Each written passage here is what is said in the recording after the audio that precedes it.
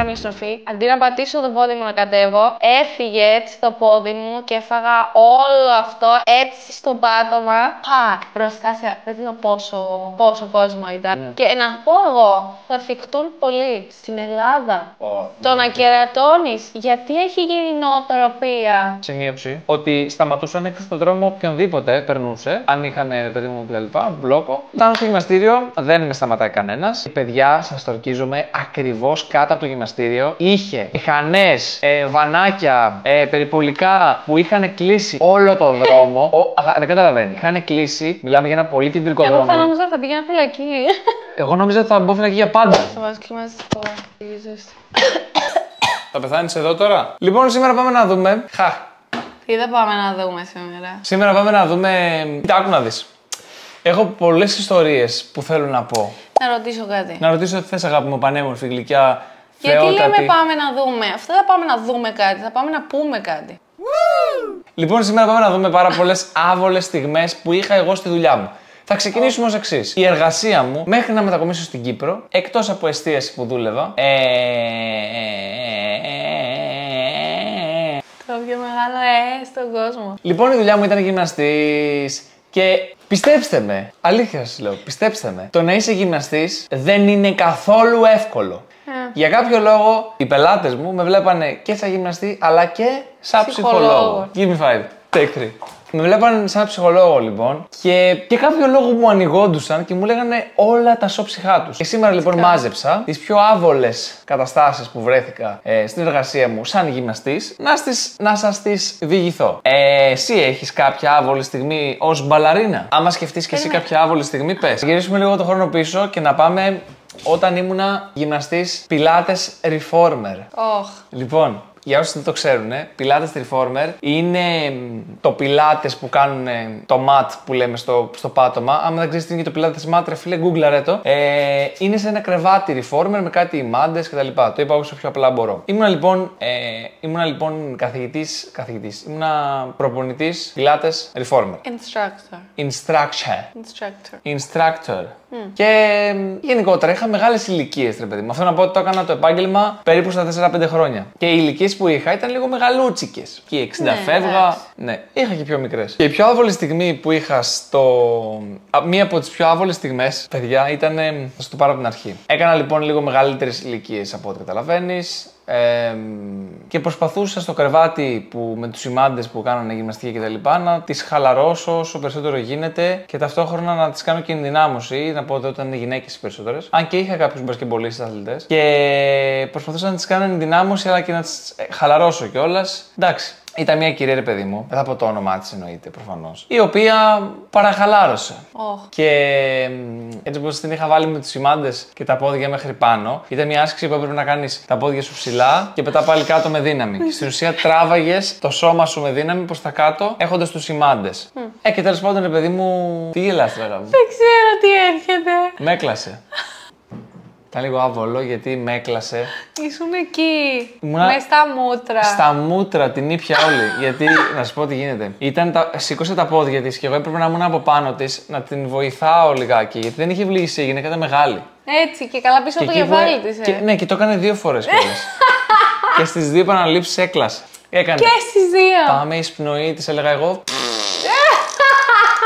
Πάμε εκπνοή. Και το πιο άβολο απ' όλα. Oh my god, I'm going to hell. Μην γελάς. Παιδιά, το πιο άβολο απ' όλα ποιο ήταν? Ότι εγώ γενικά με αυτά γελάω πάρα πολύ. Ωραία. Άμα κάποιος κλάσει στον δρόμο και τον ακούσω, θα πεθάνω στα γέλια. Δεν ξέρω γιατί. Δεν το θεωρώ ασέβεια ή κάτι τέτοιο. Ήθελα τόσο πολύ να γελάσω, αλλά ήταν μια μεγάλη, σοβαρή κυρία που δεν μπορούσα να τη φέρω σε δύσκολη θέση και να αρχίσω να γιατί έκλασες. Μήπως επειδή το έκανε και 2 φορές και το άφησε να φύγει, μήπως νόμιζε ότι εντάξει. Όχι, αγάπη μου, και τις 2 φορές μάλλον της έφυγε της γυναίκα. Δεν θα ήθελε να κλάσει. Αλλά έκλασε την πρώτη φορά, κρατήθηκα άπειρα και έκλασε και δεύτερη. Έλα. Στη δεύτερη να μου στο πάτωμα. Και έκανε ένα. Έκανα ένα έτσι και επειδή με είχε πάνω από το κεφάλι τη, δεν μπορούσα να γελάσει όταν έβλεπε. Πάλεψα να βρω ένα θέμα και είναι στο μυαλό μου, έγινε χαμός. Κάτι να σκεφτώ να αλλάξω την κουβέντα, ρε. Στο δεύτερο θα ήμουν στο πάνταμα, έτσι. Ναι, και προσπαθούσα να μην γελάσω. Κοιτάξτε, είναι λίγο άβολο γιατί. Καλά, εντάξει, δεν είναι κάτι. Άμα γελάσεις, μπορεί να παρεξηγηθεί. Απ' την άλλη, άμα κάνεις πως δεν το άκουσες, μπορεί η καημένη να νομίζει ότι τελικά δεν με άκουσαν. Κατάλαβε ότι έκλασε, προφανώς δεν ήταν τόσο μεγάλη ηλικία. Και εγώ προσπάθησα να τη δείξω ότι και καλά δεν το άκουσα ή δεν κατάλαβα τι έγινε. Ήταν γενικά μία από τις άβολες καταστάσεις που έχω βρεθεί. Έχω και άλλες πάρα πολλές. Αλλά αυτή ήταν μία άβολη κατάσταση να με κλάσει άλλη στα μούτρα. Είναι. Καλά, προφανώς η γυναίκα δεν το ήθελε. Θα σου πω εγώ. Εσύ έχεις καμιά άβολη κατάσταση στη δουλειά σου? Τώρα έχω σκεφτεί. Κοίτα, δεν θα πω πολλά γιατί δουλεύω με παιδάκια. Αλλά. Ακόμα χειρότερα με παιδάκια. Ναι, έχω δει πάρα πολλά, δεν θα τα Σε πω. χέσανε? Γιατί δεν με τα πεις? Έβλεπα μία, σταύρωνα τα πόδια τη. Ναι, πολύ ωραία. Τη λέω, αγάπη μου, θες τουαλέτα. Μου Όχι, λέει, όχι, καλά είμαι. Δεν ήθελα να σταματήσει. Και τη λέω, δεν μας πειράζει, θα σταματήσουμε τη μουσική να πάμε τουαλέτα. Γιατί πρέπει να τη παίρνει άμα είναι Εσύ πολύ πού μικρή. κατάλαβες ότι θέλει τουαλέτα? Δεν καταλαβαίνει. Σφιγγότανε. Μετά από χρόνια δουλειά, ναι, σταυρώνουν τα πόδια του, κάνουν λίγο έτσι. Για να φύγει. Τα κρατάνε μέσα. Και τη λέω, πάμε τουαλέτα, δεν πειράζει. Δεν ξέρω, τρεπότανε, δεν ξέρω. Και όπως ήταν εκεί, την κρατούσα, μου κατούρισε. Πάνω σου, εντάξει. Πάνω. Πόσο χρονών ήταν, αγάπη μου? Είδα μικρούλα. Είναι άβολη στιγμή. 3,5-4. Εντάξει, ρε. Ήταν, αλλά η καημένη πήγε να αρχίσει να κλαίει. Και εντάξει, και τη λέω δεν πειράζει, είναι εντάξει. Αλλά η καημένη, γιατί να νιώθει άσχημα να πάει τουαλέτα? Εγώ αυτό είχα περιέργεια να μάθω. Εντάξει, το να σε κατουράει ένα τρίχρονο παιδάκι δεν είναι τόσο άβολο το να σε κλάσει μια μεγάλη γυναίκα. Όχι. Στα μούτρα. Και πού να δεις παρακάτω τι έχω να σου πω. Να σου πω κι εγώ ακόμα ένα για να είναι πιο άβολο. Ήταν άβολο για μένα. Έκανα μία φορά μάθημα και έρχεται μία και μου λέει στο αυτή η κυρία πώς γίνονται τα παιδάκια. Πάλι μικρή. Όχι. Τι λες? Δημοτικό. Εντάξει, ρε. Και τη λέω. Όχ. Ρώτα τη μαμά σου, θα Και τη λέγα. λέω, ρώτα τη μαμά σου, αγάπη μου. Δεν ξέρω τι λέω. Ή αυτό που λέμε στην Ελλάδα, ο πελεκάνος. Ναι, εγώ αυτό τη είχα πει. Ότι έρχεται ο πελεκάνο. Αλλά τη λέω πήγε να ρωτάει η μαμά σου και έρχεται πίσω το επόμενο μάθημα και μου λέει κυρία, ξέρω πώς γίνονται τα παιδάκια. Τη λέω τέλεια. Δεν έπρεπε να τη το πω εγώ. Εντάξει. Εγώ γενικά να πω ότι δεν νιώθω εύκολα άβολα. Δηλαδή. Ναι, ούτε εγώ. Πρέπει να προσπαθήσεις πάρα πολύ να με κάνεις να αισθανθώ άβολα. Και εγώ δεν το με ίδιο. πολύ νοιάζει κιόλα, να σου πω την αλήθεια. Και έχω κανένα δύο ιστορίες ακόμα να σας πω. Ένα επόμενο περιστατικό που θυμάμαι πολύ έντονα. Δεν ήταν στο πιλάτες που έκανα, ήταν σε personal προπόνηση, αλλά σε γυμναστήριο. Αγάπη μου, αισθάνθηκα πάρα πολύ άβολα γιατί αυτό που σου είπα. Γενικά οι γυμναστές, να ξέρετε, βλέπουμε πράγματα πολλά και δεν μιλάμε. Τι θέλω να πω. Ελπίζω να μην καταλάβουν ποιον λέω και να μην διαλύσω ένα ζευγάρι. Αλλά. Όχι, άμα είναι. Να το κάνει. Εγώ λοιπόν που εργαζόμουν στα γυμναστήρια, είχα δει. Έχω εργαστεί σε αρκετά γυμναστήρια. Όταν δουλεύει σαν γυμναστή σε γυμναστήριο, ρε παιδί μου, αναπτύσσει κάποιες φιλίες με τους πελάτες. Σε εισαγωγικά φιλίες. Στην ουσία, οι πελάτες που έρχονται καθημερινά στη δική σου τη βάρδια, κάποιοι θα σε χαιρετήσουν, κάποιοι θα μιλήσετε λίγο παραπάνω. Αναπτύσσετε, ρε παιδί μου, κάποια σχέση μαζί του. Μιλάς. Και εγώ επειδή βαριέμαι και θέλω να περάσει η ώρα μου, ειδικά άμα είμαι στην αίθουσα με τα βάρη, θα μιλήσω λίγο παραπάνω, θα πω 5-6 κουβέντες για να φύγει το ωράριό μου. Και ήταν ένας τύπος, ο οποίος μου μίλαγε, καλά έκανε το παιδί, μου μίλαγε συνέχεια για την κοπέλα του. Μόνιμα όμως, ρε παιδί μου, και να αυτό και η κοπέλα μου αυτό και θα κάνουμε αυτό και θα κάνουμε το ένα και το άλλο. Δεν μου είπε ότι θα τη κάνει πρώτα σιγά μου ή κάτι τέτοιο, αλλά εγώ κατάλαβα από τα λεγόμενά του ότι είναι ένα ζευγάρι το οποίο είναι πολύ ερωτευμένο, ρε παιδί μου. Και ήμουν χαρούμενος, δηλαδή έλεγα μπράβο ρε εσύ, ωραία, και μου ανακοίνωνε τα ταξίδια του που θα πάνε και όλα αυτά. Εγώ δεν είχα δει ποια είναι η κοπέλα του, δεν μου την είχε συστήσει ποτέ. Αλλά γενικά, μέσα στο γυμναστήριο βλέπω τα πάντα. Ωραία. Και μία φάση πώς έκατσε, τυχαία, είχαν έρθει ίδιες ώρες. Νομίζω δουλεύαν διαφορετικές ώρες και ερχόντουσαν άλλες ώρες στο γυμναστήριο. Και είχε τύχει να είναι Κυριακή ή κάτι τέτοιο και ήρθαν ίδιες ώρες. Και μου γνωρίζει λοιπόν, όλο χαρά γιατί μου μιλούσε πάρα πολύ καιρό για την κοπέλα του. Μου γνωρίζει την κοπέλα του και καλά για να την βοηθάω, άμα χρειάζεται κάποιες ασκήσεις και τέτοια. Και η κοπέλα του, αγάπη μου, μίλαγε με όλο το γυμναστήριο. Τώρα να σου πω κάτι. Περίμενε. Μπορεί εγώ να το έκρινα λάθος, αλλά δεν γίνεται να κάθεσαι, να κάνεις διάλειμμα μισή ώρα από μια άσκηση και να μιλάς με έναν συγκεκριμένο άνθρωπο ή και δύο μισή ώρα. Εγώ Εγώ θα παρεξηγιόμουν. Μίλαγε με όλους. Μίλαγε ρε παιδί μου. Όταν δεν ήταν αυτός. Καβλάντιζε. Ναι, όταν δεν ήταν αυτός. Ναι, αφού πήγαιναν άλλες ώρες. Και η κοπέλα ήταν πάρα. Καλά. Ναι, έτσι τέτοια φάση. Όντως. Ναι. Δεν το έχω κάνει ποτέ αυτό. Και ρε παιδί μου, εντάξει, απλά ήθελε να μιλάει, αλλά δεν μπορώ, δεν ξέρω, δεν νομίζω. Νομίζω απλά δεν ενδιαφερόταν τόσο πολύ ως αυτός. Ναι, και εγώ αισθάνθηκα πάρα πολύ άβολα γιατί αυτός ήταν τόσο exciting, τόσο χαρούμενος. Μακάρι να το κατάλαβε και να βρει και μία που το αξίζει. Και αυτή δεν την έβλεπα και τόσο ενθουσιασμένη. Και σου λέω ότι πριν την γνωρίσω, την ήξερα γιατί μου είχε κάνει εντύπωση που μίλαγε. Ερχόταν στο γυμναστήριο να μιλήσει βασικά. Δεν έκανε γυμναστική. Το έκανες personal. Αλλά ερχόταν στο γυμναστήριο για να μιλήσει. Παιδί, το άφησες στο 23 που έβαλα χθες το βράδυ και έχουμε παγώσει. Και γενικά εδώ να πω. Ρε παιδί μου, όταν είστε σε μια σχέση. Τώρα θα δώσουμε συμβουλές.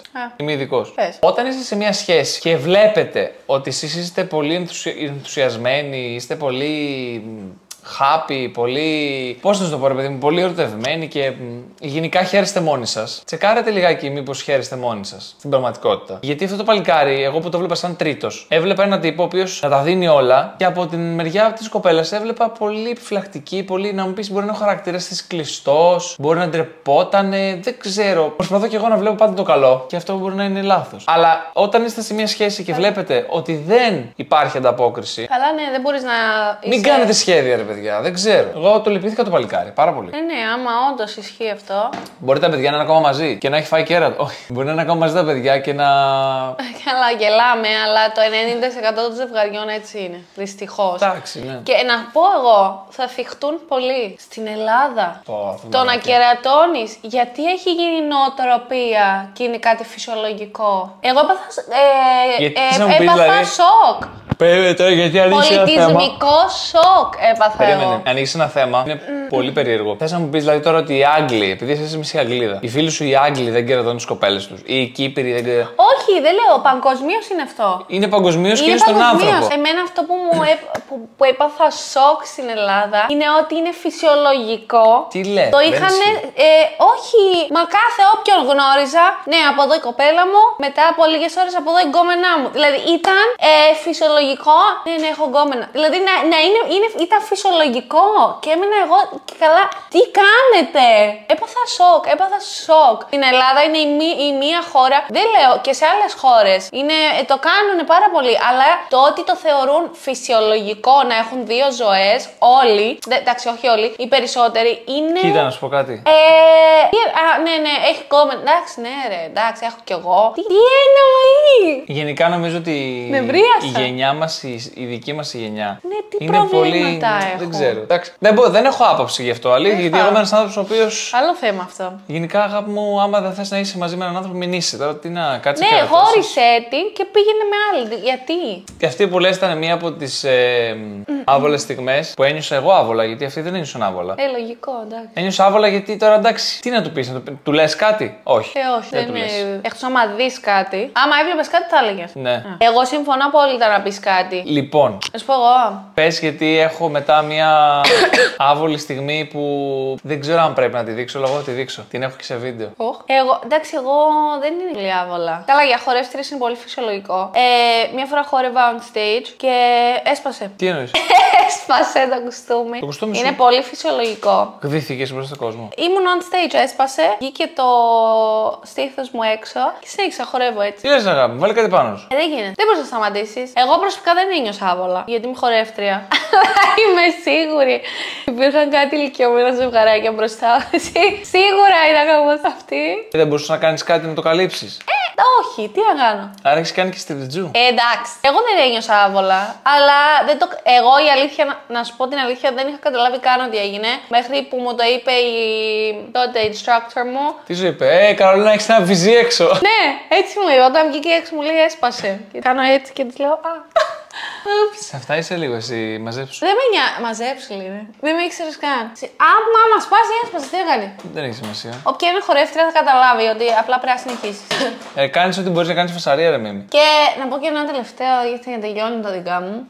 Ναι. Είχα ένα assessment που είναι μια εξέταση στο πανεπιστήμιο μεγάλη που έπρεπε να το κάνουμε, ένα μάθημα μπροστά σε όλο το πανεπιστήμιο και τον director της τότε εταιρείας που ήμουνα. Ναι. Δεν θα πω πού.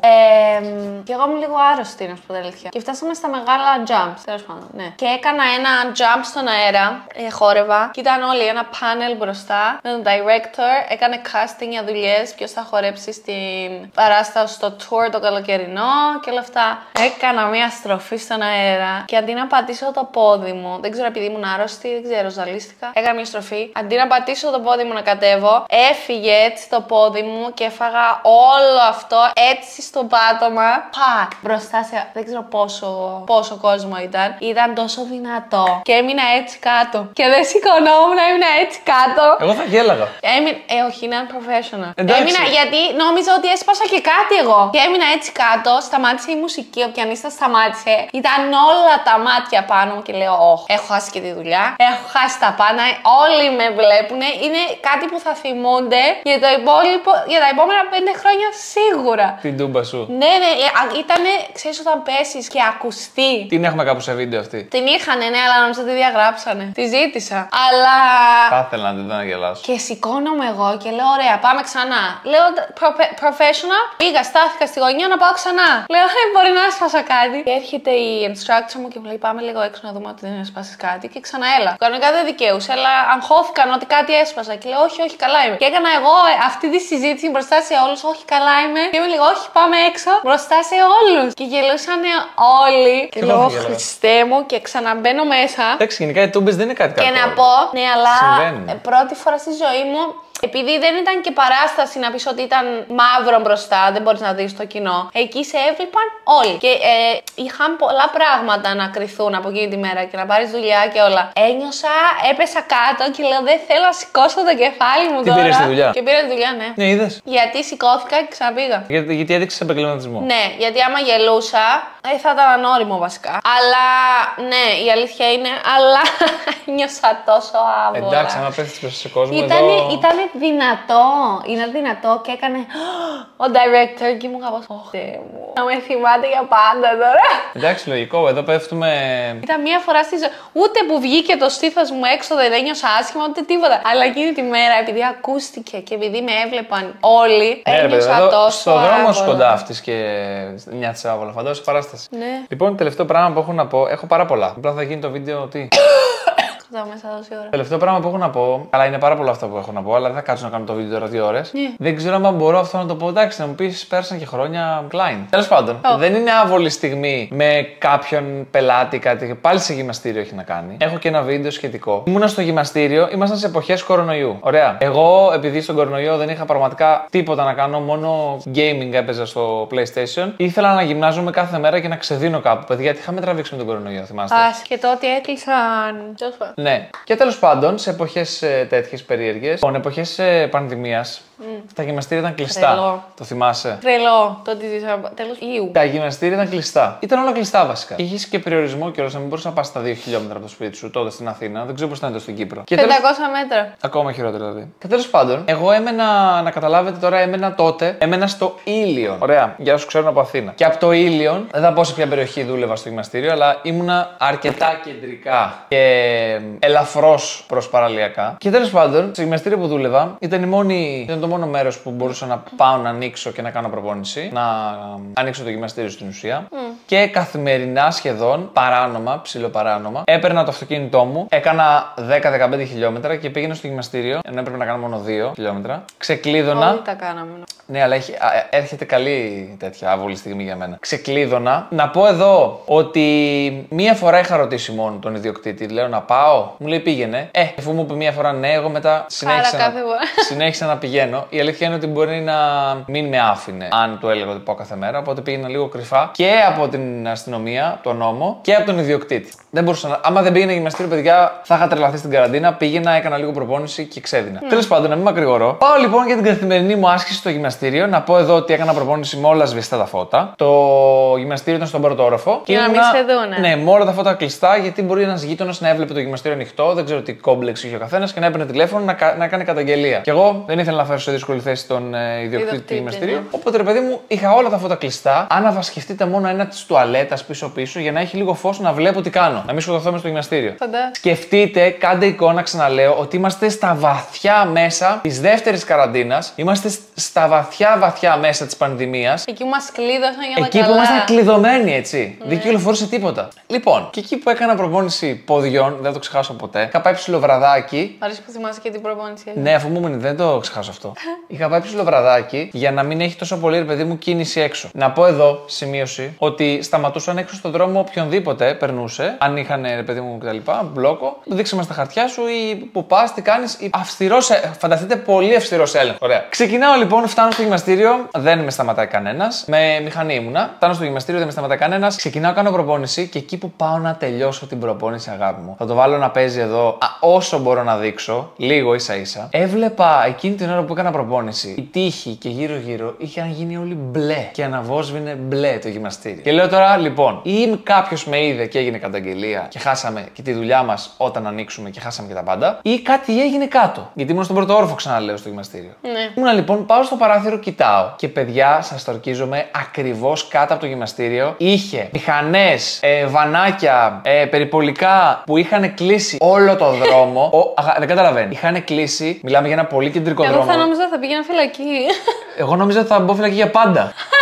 Είχαν κλείσει ένα πολύ κεντρικό δρόμο της Αθήνας. Είχε κλείσει ο δρόμος τελείως και δεν υπήρχε άνθρωπος να περάσει χωρίς να του σταματήσουν και του πούνε πού πας, και αν δεν είχε δικαιολογητικά πρόστιμο. Και εγώ ήμουν ακριβώς από πάνω στο κτίριο. Η μηχανή μου από κάτω. Και λέω τώρα, Θεέ μου, τελείωνα την προπόνηση εγώ. Είχα κάνει ήδη 2 ώρες προπόνηση. Και λέω τώρα, Θεέ μου, τι θα κάνω. Είναι τέντι. Και λέω τώρα, τι θα κάνω και πώς μπορώ να φύγω από εδώ. Τέλος πάντων, περίμενα, είχαν σταματήσει 200 άτομα από κάτω. Και κυριολεκτικά, παιδιά, έμεινα στο γυμναστήριο 4 ώρες.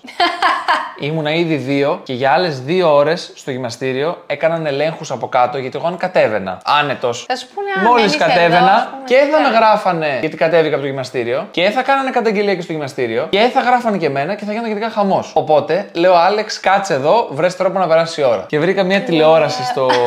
Το έκανε σπίτι σου. Ναι, βρήκα μια τηλεόραση στο γυμναστήριο, την άνοιξα, μπήκα στο Netflix, το δικό μου, το σύνδεσα.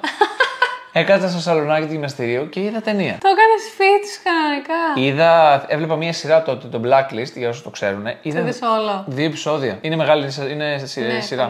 Είδα 2 επεισόδια. 2 με 3 επεισόδια είδα για να φύγουν οι αστυνομικοί από κάτω. Και με το που φύγανε, κατέβηκα και πήγα αστραπή σπίτι. Τι εννοείς? Είχα φοβηθεί πάρα πολύ. Εγώ θα νόμιζα ότι θα πήγαινε φυλακή. Θα σου πω, φοβήθηκα πάρα πολύ γιατί λέω τώρα ότι άμα με πιάσουνε, άντε πες, εγώ θα φάω ένα πρόστιμο που δεν θυμάμαι πόσο ήταν το πρόστιμο τότε. Δεν ήθελα να δημιουργήσω πρόβλημα στο γυμναστήριο, να μου πεις γιατί πήγες κρυφά. Χαζομάρα. Δεν ήθελα να δημιουργήσω πρόβλημα στο γυμναστήριο, στον ιδιοκτήτη και να χάσω και τη δουλειά μου. Γιατί κάποια στιγμή θα ανοίγανε τα γυμναστήρια, καταλαβες. Οπότε είχα φοβηθεί πάρα πολύ να μην εκθέσω στον ιδιοκτήτη. Αλλά παιδιά, κυριολεκτικά, χαίστηκα πάνω μου. Μα είναι δυνατόν πάνω από το κτίριο. Γιατί πήγανε όλοι εκεί? Γιατί εκεί είχαν εντολή να κάνουν μπλόκο. Και ήταν ακριβώς κάτω από το γυμναστήριο που δούλευα. Εγώ θα μετακόμιζα εκεί μέχρι την επόμενη μέρα τουλάχιστον. Ήταν πολύ άβολο. Ενημέρωσα εννοείται τον ιδιοκτήτη. Του είπα ότι ξέρεις κάτι, πήγα, έγινε αυτό και αυτό. Αν δεν θες, δεν ξαναπάω για προπόνηση. Δεν το είπες. Ναι, και επειδή ήταν πολύ cool, μου είπε, οκ, απλά πρόσεχε, ρε παιδί μου, την επόμενη φορά πρόσεχε. Γιατί να πω εδώ ότι πέρα το ότι θα γράφανε εμένα, θα κάνανε νομίζω και ζημιά στον ιδιοκτήτη, ενώ θα έπρεπε να πληρώσει και αυτός που μπήκα στο χώρο του να γυμναστώ. Αυτή λοιπόν ήταν μια έτσι πιο extreme ιστορία με τη δουλειά μου και άβολη, θα έλεγα, στη γυμναστική και σαν γυμναστής. Γράψτε μας από κάτω αν θέλετε ή στείλτε μας σε προσωπικό μήνυμα τις άβολες στιγμές σας. Μήπως κάνουμε ένα βίντεο με τις δικές σας. Με τις δικές σας άβολες στιγμές. Πω, θα βγάλει τέλειο αυτό. Δεν θα πω όνομα, αν δεν θέλετε. Ανώνυμα, θα κάνουμε ανώνυμα. Story time, άβολες στιγμές δικές σας. Με τις άβολες στιγμές σας. Αλλά δεν θα τα διαβάσουμε, θα κάνουμε react εκείνη την ώρα εμείς. Βρείτε μας στο Instagram, βρείτε μας στο TikTok, βρείτε μας όλο μπορούνε. Στο YouTube, μόνο δημόσια από κάτω μπορείτε σαν comment. Άμα θέλετε. Και στείλτε μας τις άβολες στιγμές σας. Και άμα μαζέψουμε αρκετές, ίσως κάνουμε και ένα βιντεάκι με τις δικές σας άβολες στιγμές. Ναι, θα ήταν ωραίο. Αυτό λοιπόν είναι το βίντεο για σήμερα. Ευχαριστούμε πάρα πολύ που μείνετε μέχρι το τέλος. Ευχαριστούμε που δεν πήγες φυλακή. Πάλι καλά. Ναι. Ήτανε οι δικές μου άβολες στιγμές σαν γυμναστής και οι στιγμές της Καρολίνας σαν μπαλαρίνα. Κάντε like, subscribe. Αφήστε και ένα comment από κάτω αν θέλετε να κάνουμε και άλλα τέτοια βίντεο. Η αλήθεια είναι ότι σας έχουμε πει πάρα πολλές φορές ότι θα βγούμε έξω να κάνουμε βίντεο έξω, αλλά ακόμα δεν έχω αποφασίσει τι θέλω να σας δείξω. Οπότε θα έρθει κάποιο βιντεάκι εξωτερικό, να μην σας λέμε μόνο ιστορίες. Ευχαριστούμε πάρα πολύ που μπαίνετε στη διαδικασία να δείτε τα βιντεάκια και που αλληλεπιδράτε πάρα πολύ ωραία με αυτά που σας δείχνουμε. Ευχαριστούμε πάρα πολύ για άλλη μια φορά. Τα λέμε σε ένα επόμενο βίντεο.